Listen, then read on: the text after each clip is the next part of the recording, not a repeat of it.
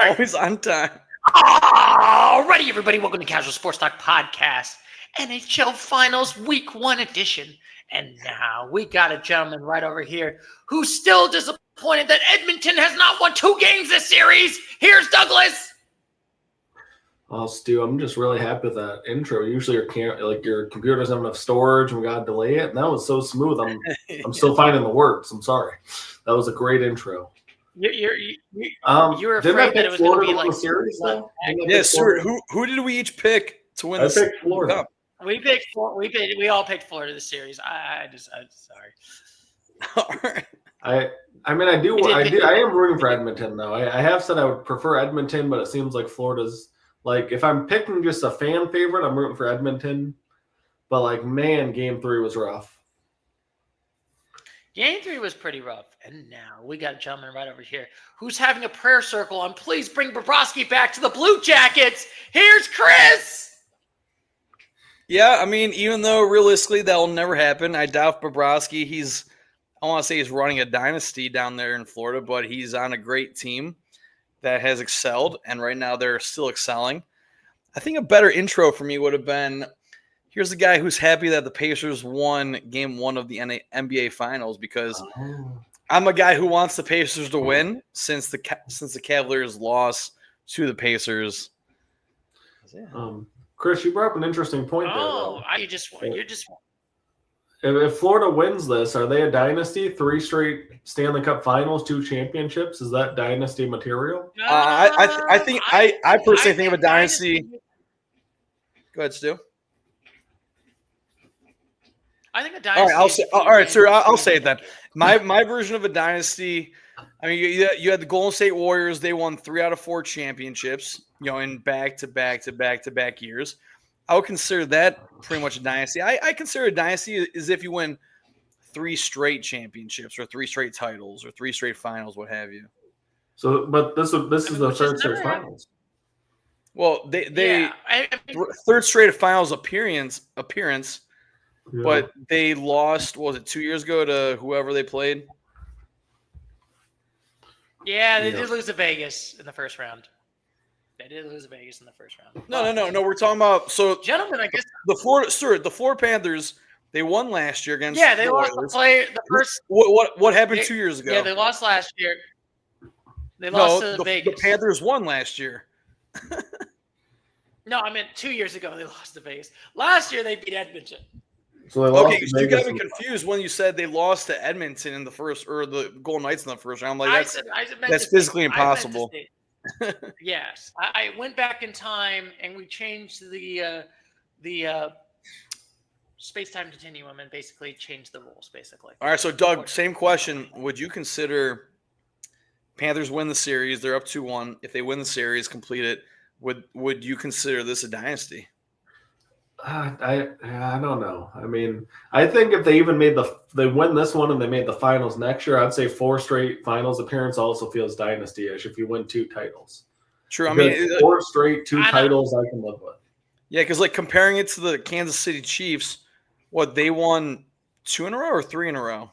They did 2 in a row. 2 in a row, basically. And they won 3 and 5. They won 3 in 5 years. Okay. So, but how many straight Super Bowls did they appear in? Was this 4 or 5? 3. It was 3. It was 3 in a row because then they lost that 1 year to Joe Burrow against Joey Burrow. So they've made the. But to be fair, we never had a dynasty in the Super Bowl era. We never had 3D in the Super Bowl era. To be fair. Yeah. Well, I mean, they're for sure a dynasty. So do you consider the Lightning a dynasty, Stu? Because they won 2 cups and they made. Are they more like a flash? I would consider them not. I mean, I think they had a good couple years. I think they got to win 1 more cup in this decade, and then they can consider it dynasty. In this decade? Yeah. Okay. So we'd say for Florida to be a decade, they need 1 more title by the end of 2029. Yeah, 1 more decade in 2029, and then that could be like this is Florida's decade. It's like I mean, you could say this is Florida's decade if they win 1 more, but you're not going to have the same team. More than likely, you're not going to have the same players by the end of 2029. Bobrovsky, I'm not sure what his age is, but you think Bobrovsky is still going to be playing for the Panthers in 20. When I think of a dynasty, I think of sports where guys played into like their early 40s pretty regularly. When I think of a dynasty, I think of like pretty much the same players or the same coaches or Bobrovsky. I mean, was Brady not a dynasty? I mean, let's be honest. Exactly. That's why Brady was a dynasty, because it's the same player. But I mean, they didn't have the same team, so that kind of made sense. But he was the main guy. Whereas if it's Bobrovsky going gung ho for the last 3 years, yeah. But also you have Brady and you have Belichick.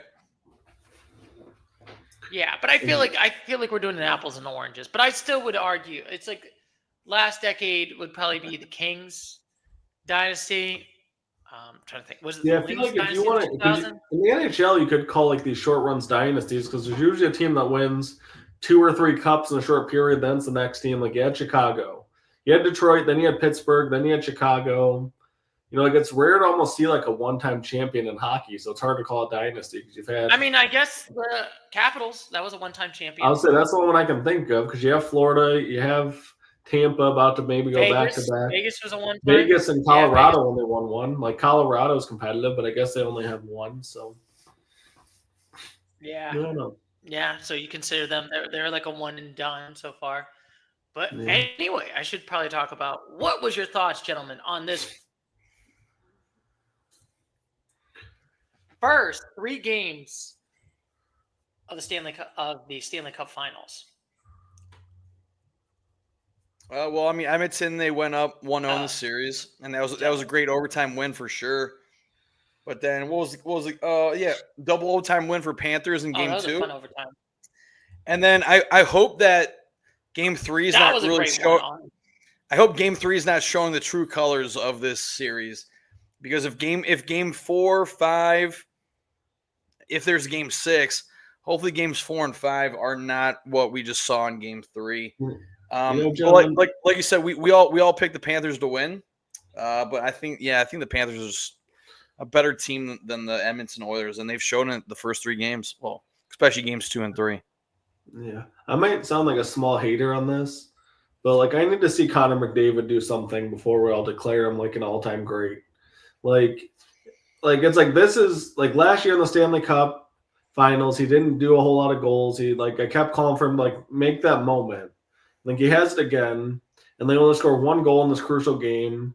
And like I feel like he gets a ton of assists. He's a great player, but I need to see something at this stage for like people are already calling him like one of the best of all time. He's getting all these other like accolades, but like this is your moment, Connor McDavid. Like show up, man. Like I don't want you to keep setting up Draisaitl. I want to see you put the biscuit in the basket and get her done. I mean, this is a good question. Will Connor McDavid either A, be like the Stevie Yzerman, the Alex Ovechkin, levels of like, hey, it took him years after years after years, choke after choke after choke. They finally won that cup. Gets rid of all the chokes. Yeah. I mean, this feels like their best. I'm thinking about it. Or is he going to be like the Dan Marino? The best player to never win a championship. See, and that's what I have a problem with. Like, I don't know because if I saw him, like, I feel like it's silly that he won the Finals MVP trophy last year. You lost. I don't like when they give like the losing team like the MVP, but whatever. That's just me. But then it's like they're already talking like they're going to do that again, even if Edmonton loses. And it's like, how are we giving him the MVP, but his team can't win the cup? Like, stop that. That's baloney to me. Yeah. Like, you got to win the cup to be the MVP, in my opinion. Speaking about baloney, I respect it as an NHL organization to have a goal and assist being 1 point each. Like, oh, cool, you scored a goal, but you got an assist. I mean, you can't really change it now because that would affect a lot of stats. I wish in the NHL they gave 2 points for a goal, like for a goal scorer, and then the assist would be 1 point. Because Connor McDavid, in the first 2 games of the series, he had 5 assists. Yeah. And whereas if you have someone else scoring, you have the same amount of points or whatever. If I'm not mistaken, you get an assist for like 3 passes earlier too. Or like you can get an assist for a lot of things. Like it's not like you have to like perfectly set someone up. Like basketball, it's got to be an immediate kind of pass and shot or a drive. Like the NHL goes ding, ding, ding, ding, ding. Oh, look, the whole team just got an assist. Like on that goal right there, Connor McDavid got an assist, but so did somebody else. Connor McDavid got an assist, and so did somebody else. It's crazy that he has not. Yeah, and it's kind of crazy to think that Connor McDavid has not scored one goal in this series.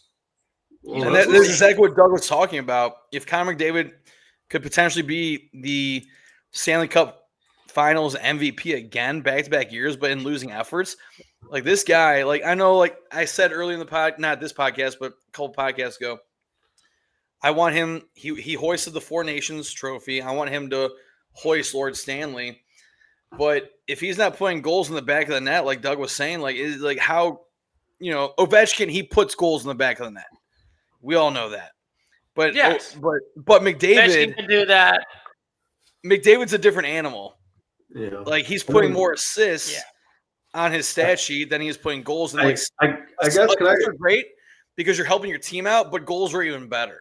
Could I frame this in a way to see if this, like, I don't know if this will help the argument anyway, but is it maybe similar to like WAR and baseball, where it's like you can have a utility player and you can get like points, like wins against replacement, like for defense and for offense.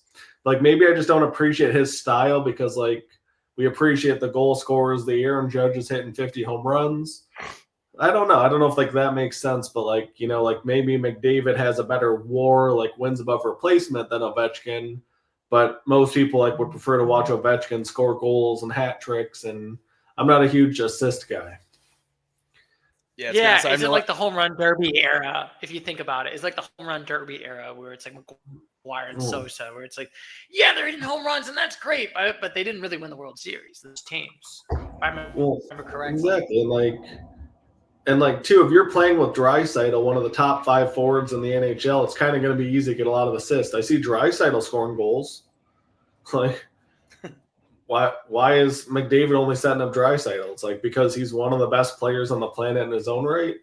Like, is it really that impressive to set up an elite offensive scorer like him? I don't know. I might just be being a hater, but that's what I'm here for.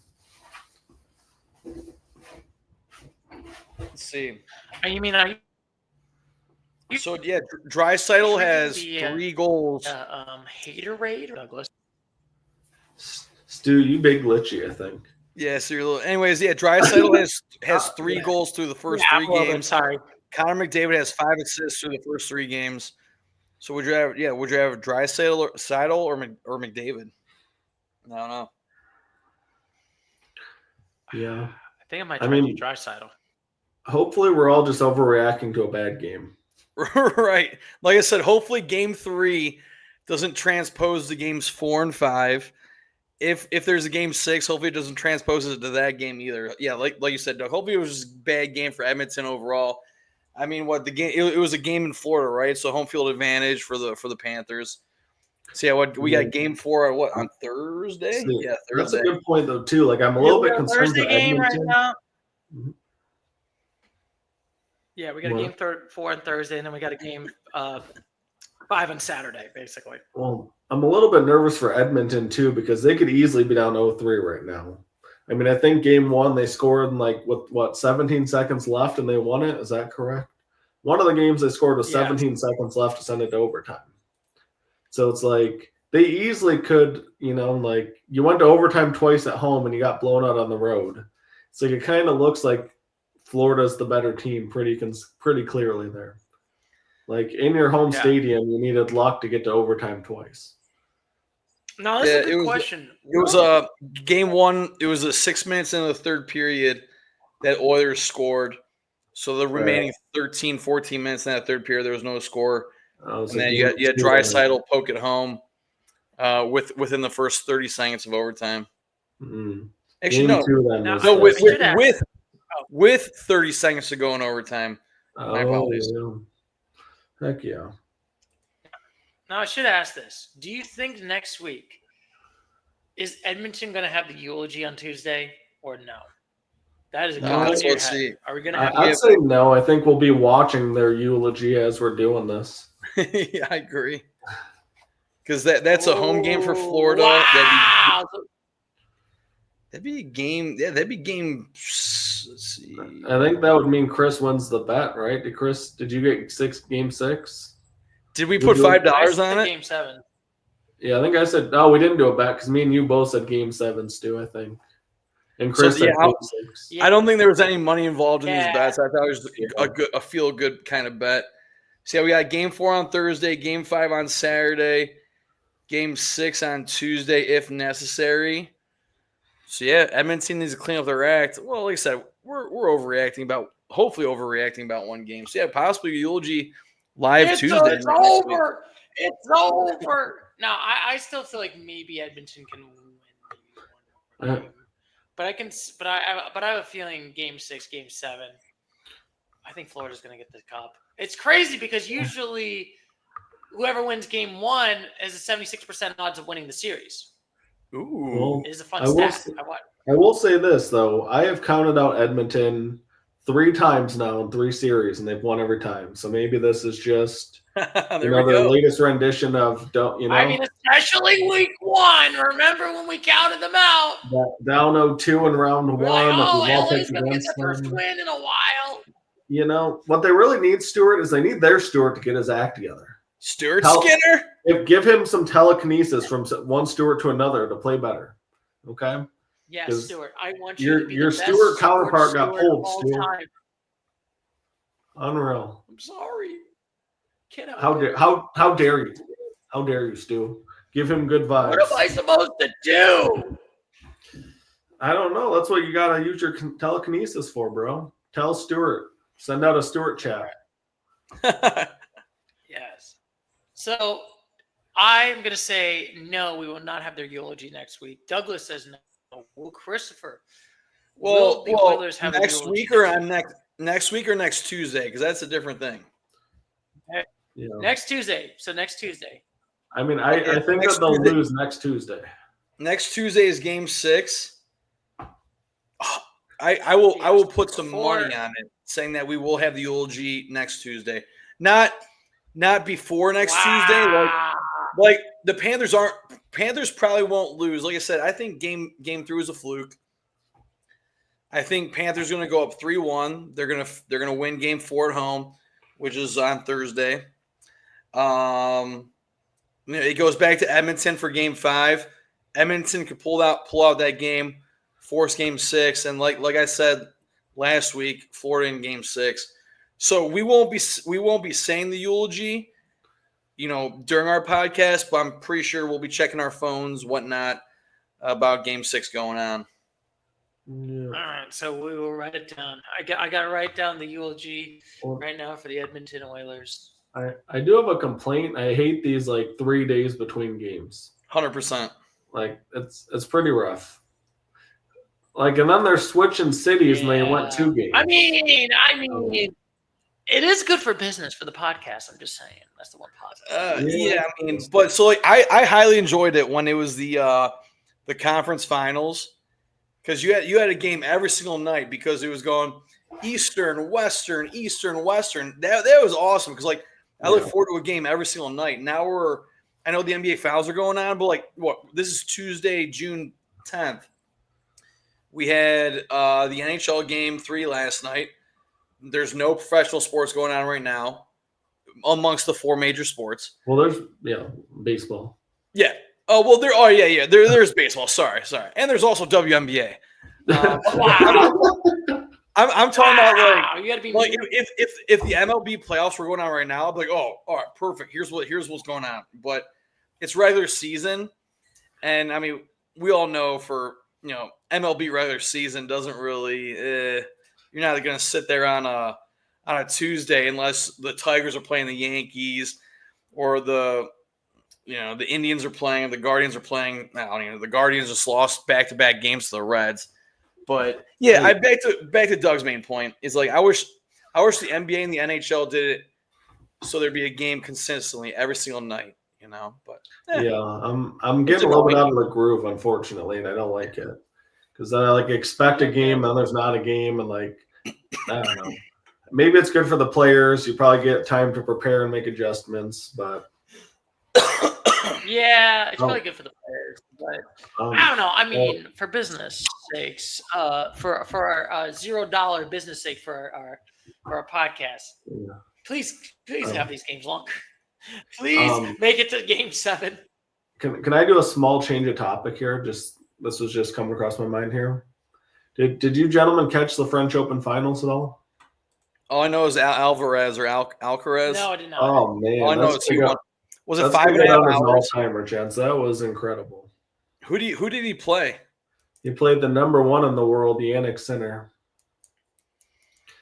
and it was honestly, it's probably going to go down as like a top 3 or 4 match of all time. Like was it 5 sets? I assume 5 sets, epic comeback. Alcaraz fought off 3 like match points where he loses the point, the whole thing's over. Ended up coming back from 2 sets to 0. Like he was down 0-2, came back, won 3 straight. It was the longest French Open in history. Like I think 5.5 hours these dudes played. Yeah, 5.5 hours for sure. It was unreal. Well, that was Sunday, right? Yeah. Yeah, I was driving back Sunday from a bachelor party, so I was not paying attention to that, unfortunately. If I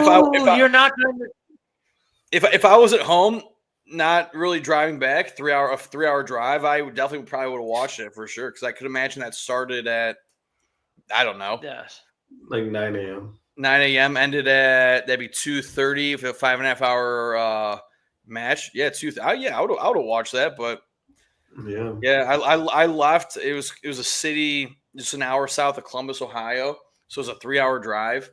We left at 11, got home by the time I dropped my other 3 buddies off that I picked up, got home at like 3 p.m. Slept until that game 2 of the NBA Finals. Yeah, it was kind of a snoozer. Whoa, and I think that's an interesting transition because, like I said, we're probably going to switch it up from talking about the NHL Finals to now we're going to have to add. So while you're figuring out the screens now. Yeah, so Stuart, while you're figuring out the screens, I said Florida in 6. Are you guys still confident with your Panthers in 7, or would you guys go to 6 or 5? What do you guys think? I mean, at the moment, I'm definitely I still feel like one at a time here. Yeah, I think I might be. Oh, sorry, we wanted to just be overloaded on the. So yeah, Doug put up 6. So he's saying Florida in 6. Stuart, what are you saying? I think it's going to be 6. I think it's going to be 6, but I don't think we're going to have the eulogy next week.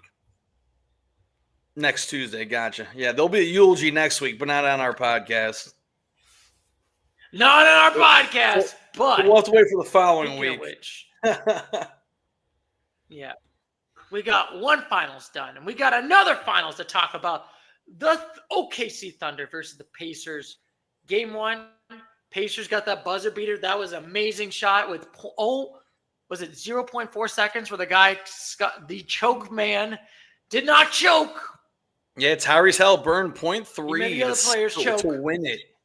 You know, I saw that he has hit, I think, 15 of 18 shots like that this year. Wow. Like, best percentage of all time by far in clutch moments. Is that going to be the meme that's going to represent this season? It's just him, like, doing the choking hazard to the other team? Is that when he makes the shot and then chokes to make fun of the other team? I mean, I'm pretty sure he had 2 of those shots against the Cavs, if not 3. Yeah, I mean, if they win the title, for sure it will be. Like, if they lose to OKC, then it'll be just kind of like a piece of the rivalry. I don't think it can be an all-time meme. You gotta win the chip, and then it's gonna be the picture of the playoffs.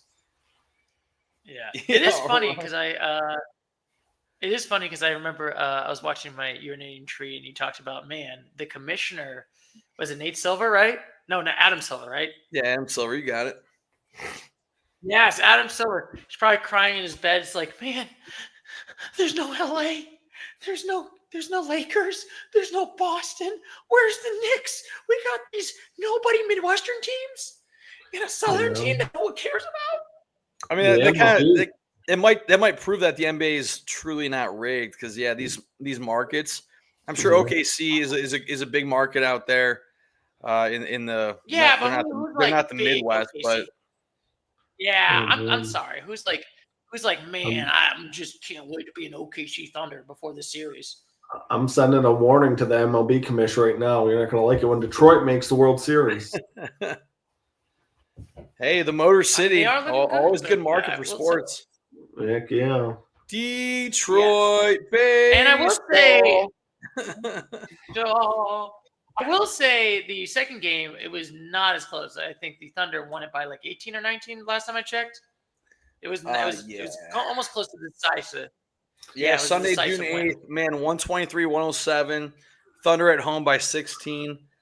And hopefully,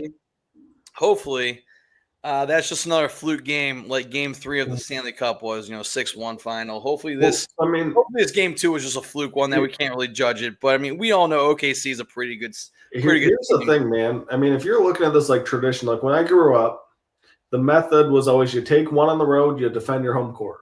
Like, they did their job. They stole a game in OKC. Now you just got to defend your home court. You got to win in Indiana 3 times saying you're NBA champs. And it's like, you did it. You did the mission. Halliburton needs to shoot, though, man. Like, I saw a stat, too, that when he shoots, well, it was like each kind of percentage. So, like, if he shot less than 10 times, like, they were like a bad team. They were like had a losing record. But if he shoots 15-plus times, they were like 18-5. It's like they're incredibly good when he shoots. But he's so, like, they're saying, like, he needs to just step up a little bit more. Like, Siakam's their leading scorer, which is, like, not bad, but, like, Halliburton's got to be the guy. Kind of like McDavid. Like, Halliburton's got to drive the ship. And if he takes over these games, man, I feel confident. Like, I picked Pacers in 7, sticking with it. Because I think that the Pacers will at least give them a heck of a series, Like, they got the tools. They just got to be a little more consistent. Yeah. So last week, Doug, you picked Pacers in 7? Yeah. Gotcha. I know for a fact I picked, I think Thunder in 5, right? Yeah. I put Thunder in 5, if I remember correctly. Yeah, we did not put any money down on these bets, which it's all about ego, feeling good if you win, for sure. Yeah. Yeah, well, my ego and pride. I still feel like Thunder's going to still probably sweep this, but I don't know. Maybe I might be wrong. Maybe the Thunder cannot sweep, Stu. Thunder can't sweep. Yeah. Tied at 1. I mean, win the rest of the games. I'm sorry, they can't. I mean, if I was to look into a crystal ball and say the most likely scenario, I would say Thunder in 6 is my most probable situation here. Like, I think the Pacers get one at home. What? Yeah. You see, if I had to pick Thunder at 6. Yeah, like if it was like a life or death decision, I would go Thunder in 6. But like, I've been bragging about my brother-in-law selection for like a month now. I can't go wrong with it now. Maybe he'll even watch. I'll tell him that I keep shouting him out, so he'll see us predicting that the Pacers will still do it in 7. I'm right there with you, Doug. And I said Thunder in 5 because I thought Thunder were going to take both at home, meaning in Oklahoma City, and I thought they're going to be up 3-0. Pacers win Game 4 in Indianapolis, and then Thunder win Game 5 in OKC. But since Pacers took Game 1, like you said, Doug, all Pacers have to do is, take care of home court advantage in Indianapolis. I don't see it happening, so I'm comfortable with Thunder in 6. Because I think Thunder won't win both games in Indianapolis, so I think the series is going to be 2-2 going back to OKC. OKC wins Game 5. OKC might be a little bit too much in Game 6, Indianapolis. It's always fun to win the game, the championship on home court, but I think OKC is going to win it on the away turf. Yeah. We'll see. Stu, what are your thoughts? This is going to be the interest. What do you think? Who do you think is going to the Pacers going to win or the Thunder going to win? I think the Thunder wins at Game 5, and I think it's going to be not close games. Wow, Game 5. So Thunder have to win. 3 straight. All right. I think they might win the next. Yeah, I think they might win the next. I honestly feel like the last game. I felt like this is probably the true Thunder against the Pacers. I felt like it. First game was kind of more of a fluky because, like I said, if they didn't hit shit that 3. Here's the thing, though. Is it fluky if you can keep doing it? Because there was a couple of years where Ohio State did this type of bullshit all year. and they would be fluky, and you're like, best team in the country, hands down. Right. But they needed all the help in the world. So, like, is it really fluky if the Pacers have now done this 5 different times or so where they've come back from, like, a lot down in the I mean, maybe not. Is it truly maybe fluky? I shouldn't say fluky, but like Clutch City at the 11th hour. How about that? I mean, it is fluky. I mean, it's like 0.1% each time, but, like, it's still cool. Yeah. You managed to get it done, but it's not fluky if it keeps happening. Maybe I shouldn't say fluky. That's probably a terrible term. Maybe they were Clutch City at the 11th hour and they just got it. You know what I mean? The pressure, boom, they got it. If the Pacers somehow win this, it'll be for sure probably the greatest playoff run of all time. Like, some people might call like LeBron in 2016 the greatest because of the comeback. But, like, I've never seen a player have more clutch moments, like, and sometimes in a career than this dude has had in one run over, like, 8 weeks. Like, it has been, like, the games against Giannis. If he wins this, he's going to the Hall of Fame. I mean, this is like, could you say? I mean, yeah, this will be the greatest run of all time for sure. If you do all of that. I mean, you had the choking against the Knicks. You had the 8 points down in like the final 45 seconds against the Bucks. You had the game 1 against the Thunder, which people are already calling potentially the greatest finals game of all time. And so it's like the dude's got all the resume. Hopefully, I just hope he can do it, get it all done, take home the hardware. Speaking about the final moments of Game 1, teams were 0-182 when they trailed by 9 points in the final 3 minutes. And now you have the Pacers making it 1-182. So, yeah, it's impressive what they're doing. Well, God, it's impressive what they did Game 1, Game 2, not so much. So we'll see. Will the Pacers and or Florida be the anomaly and win this? Do you think about it? They're the anomaly right now. I mean, the anomaly is probably leaning towards the Thunder and the Panthers winning both respective finals, championships, titles, what have you. I did see a fun statistic, though. They said that there's a theory that if the Pacers shorten their lineup, that they can play with or exceed the Thunder. They said, like, with Halliburton and Siakam on the floor, the Pacers were, like, outscoring them. But then when they sat, the Thunder bench is just so deep that they were getting incredibly outscored. So I think if the Pacers, maybe this 2 days off, they can make the adjustment, shorten their lineup, just push these stars to take that extra step. I like the Pacers at least maybe giving them a good game here in Game 3, making this a series. Let's do it. Let's do it. Let's do it. And now, gentlemen, do you have any final thoughts on both of these games? I have an unrelated final thoughts, Stu. Let's go. One that your mom would love. I want to hear. Yeah. This one's for Mama Jasper. The U.S. Open in golf this weekend, they're saying is like the hardest course potentially of all time. It's going to be incredibly fun. I've been watching some YouTubers play it, and they're saying that the winner is probably going to be above par, which is like so. Like when Tiger Woods won the U.S. Open in 2000, he was minus 20 the year that he won the U.S. Open. And they're saying above par. Wow, that's over the course of 4 rounds from the best golfers on the planet. They're saying they'd be lucky to shoot even par. So if you're looking for a fun test of golf, this is the weekend. And where's the U.S. Open played at? Remind me, John. They change it each year. This year it's outside of Pittsburgh at Oakmont. Okay. Yeah. All right. I thought it was always played at the same spot. If it's a different location, then you can expect a different outcome compared to Tiger Woods' under 20. Yeah, because Tiger Woods did that at Pebble Beach, I believe, and this is Now, are the golfers and the fans going to wave the terrible towels? Be like, Steelers going Super Bowl! This is not the Waste Management Open, so you can't have a bunch of rowdy crowds at the Open. I'm not sure. You two aren't necessarily golfers, but like, do you know how long a usual par 3 hole might be? Oh, what, par 3? Was it like 300 yards roughly? No, well, that's exactly what it is in the U.S. Open, but that's usually a par 4. Oh, usually a par 3 is about 160, 170 yards. Yeah, because you have to figure like the drive, making that hopefully on the green, if not short of the green, then the next chip shot onto the green, and then hopefully one putt make it in, which is par 3. Okay, gotcha. But yeah, it's going to be incredibly hard and a pretty fun challenge for these dudes. I mean, Rory McIlroy, he just won the Masters.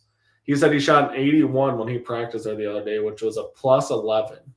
He shot 11 over par. He just won the Masters 2 months ago, and so, plus 11. Oh my God, that's like a score I would be proud to shoot on like my local course here. If I don't know if you guys know this fun fact, which I don't know the answer. That's why I'm asking. Has U.S. Open ever been played at this course before? It was played there in 2016, where 4 players out of like 120 or whatever it is went under par. So the cut line on Saturday was +6. So just to make it to the weekend, you had to shoot +6 or better. Wow. So do you guys think the winner? I like this information, Doug. This is great. Do you guys think the winner? I mean, going in blindly. Do you guys think the winner of the U.S. Open will go par, under par, or above par? Oh, man. Like, my gut is telling me above par. Like, seeing how hard this course is. Stu? I don't know. I'm thinking going under par. I'm going under par. I agree with Stu. I mean, these guys – I know Royal McIlroy said, plus 11 when he practiced, but these guys are professional golfers. Like, they do this stuff for a living. Yeah. They can take into consideration the wind, or they also have their caddy. Like, the wind, the slope, blah, blah, blah. So I think the winner's going to go under par. It's not going to be by much, maybe 4, 5. I think I might make a bet with you gentlemen on that. If anybody wants to take me up on, like, I'll go winners above par. So this starts this upcoming Thursday, ends on Sunday usually, right? Yeah, Thursday to Sunday. So I would say go 18 holes each day. Yeah, 72 total holes over 4 days. Are you going to take one person or both of us? I mean, I'll do both for 5. I mean, I might be wrong, but like just watching all these dudes I've watched play on this course, like, I might be broke on the dollar on those. Betting because I was Stuart's betting. So yeah, I still owe Stuart $5 for that, whatever series that was. Yeah. So yeah, Doug, I'll go $5 with you, Doug. Yeah, you're taking winner goes above par. I'm taking winner goes below par. And then even par is just a push. Yeah, and then Stuart, Doug, are you doing any money on this or? You want to do it, Stu? I mean, I think that the under par is more likely to happen, possibly. But do you want in, Stu, or no? I'll do it in. Let's go. You peer pressured me. How dare you? How dare you peer pressure it's not really peer pressure because Doug he clearly almost admitted that getting under par is more than likely going to happen. So he's taking the seems like he's saying the plus on this bet more than anything. I'll say I'm taking a little chance. Like I do think there's a chance that it'll be a plus par weekend. But, I mean, it depends. I mean, only 4 dudes minus last time, and they said the course is harder this time. So, yeah, so Doug could win $10 or he'll owe me $5, which my $5. Doug, if you lose, you can just pay Stuart my $5, give him $10. Well, I would be on. Yeah. All right. But anyway, Christopher, do you have any final thoughts on this podcast? No, my final thoughts, Panthers in 6. Thunder in 6, 666. Not the numbers you want, but oh my God! So, wait. No beast. Wait, here we go. So Panthers in 6, Thunder in 6. Winner of U.S. Open -6. Wow. Really curse this podcast. Tigers won the division by 6. Oh, geez. Yeah. Tigers looking good right now to win the division. The wild card race. We're only 65 games in the season out of 162 games. So we have roughly 95 games left, give or take. The wild card's heating up in the MLB, but we can save that for next week's podcast if we can't think of anything else to talk about because we're too casual. We are too casual. But anyway, for this week, we got wrapped up for this week. Next week, we're going to still talk about some NHL, NBA. We might have a eulogy. We might not. We will see. Fingers crossed. I want more podcasting. So please. Plus, if you think about game 6 next week, if necessary, Panthers, Edmonton Oilers, game starts at 8. It's right now 10:15, so the game might not be over by the time our podcast is over. So might have to wait till the following week to give a eulogy of one of the teams. Thank you. Yes, apology is indeed. So as always, everybody. I'm going to catch you later, Mr. Gators. So as always, take care. Bye-bye.